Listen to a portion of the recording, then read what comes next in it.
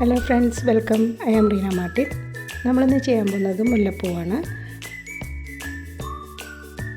അതിനുവേണ്ടി നമ്മൾ എടുത്തിരിക്കുന്നത് ഐവറി കളറിലുള്ള ഫോം ഷീറ്റാണ്. 0.8 mm ആണ് അതിൻ്റെ സൈസ് വരുന്നത്. അപ്പോൾ നമ്മളിത് ഫ്ലവറിൻ്റെ പെറ്റൽ കട്ട് ചെയ്യാൻ വേണ്ടി യൂസ് ചെയ്തിരിക്കുന്നത് ഫ്ലവർ ഹോൾ പഞ്ചാണ്. അതിൻ്റെ സൈസ് 1.5 ഇഞ്ചാണ്. അത് വെച്ച് പെറ്റൽസ് നമുക്ക് കട്ട് ചെയ്തിട്ടിട്ട് നമുക്കിതുപോലെ സ്കെയിൽ വെച്ച് അതിനെ സ്ട്രെയിറ്റ് ആയിട്ട് അതിനെ കട്ട് ചെയ്ത് മാറ്റി അടുത്തത് വീണ്ടും സെയിം അങ്ങനെ തന്നെ നമുക്ക് റിപ്പീറ്റ് ചെയ്യാം. എന്നിട്ട് നമ്മളൊരു അയൺ ബോക്സ് ചൂടാക്കിയിട്ട് അതിലേക്ക് പെറ്റൽസ് ഓരോന്നായിട്ട് വെച്ച് കൊടുക്കുക. അപ്പോൾ അതിങ്ങനെ സ്ട്രിങ്ങായിട്ട് വരും. അപ്പോൾ തന്നെ നമ്മളതിനെ ഷേപ്പ് ചെയ്യണം.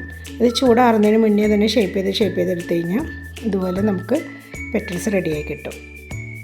നമുക്കിതിനെ B7000 ഗ്ലൂ ഉപയോഗിച്ചിട്ട് ഒരു പെറ്റലിനുള്ളിലും മറ്റേ പെറ്റൽ വെച്ചിട്ട് സ്റ്റിക്ക് ചെയ്തെടുക്കാം. നമുക്കിനി സ്റ്റെം ഉണ്ടാക്കാൻ വേണ്ടിയിട്ട് ഒലിവ് ഗ്രീൻ കളറിലുള്ള ഫോം ഷീറ്റ് എടുക്കാം. അതും 0.8 mm തന്നെയാണ്.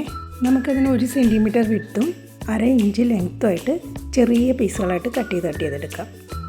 എന്നിട്ട് അതിനെ B7000 ഗ്ലൂ തന്നെ ഉപയോഗിച്ച് റോൾ ചെയ്തെടുക്കുക. നല്ല ഭംഗിയുള്ള സ്റ്റെമ്മായിട്ട് കിട്ടും നമുക്ക്.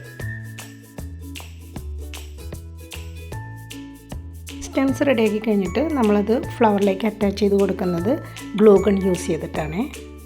അപ്പോൾ നമുക്ക് മുല്ലപ്പൂ റെഡി ആയിട്ടുണ്ട്. ഇനി നമുക്കത് കോർത്തെടുക്കാം. അതിന് ഞാൻ യൂസ് ചെയ്തിരിക്കുന്നത് നമ്പർ 10 ആണ് ത്രെഡിൻ്റെ സൈസ് വരുന്നത്. അതിപ്പോൾ കുറച്ച് കട്ടി കൂടിയാലും കുഴപ്പമില്ല. നമ്പർ 10 മിനിമം അത്രയെങ്കിലും അതിന് കട്ടി വേണം. നമുക്ക് 11x14 ഇഞ്ച് ഫോം ഷീറ്റിൽ നിന്ന് കിട്ടുന്നത് 60 പെറ്റൽസാണ്.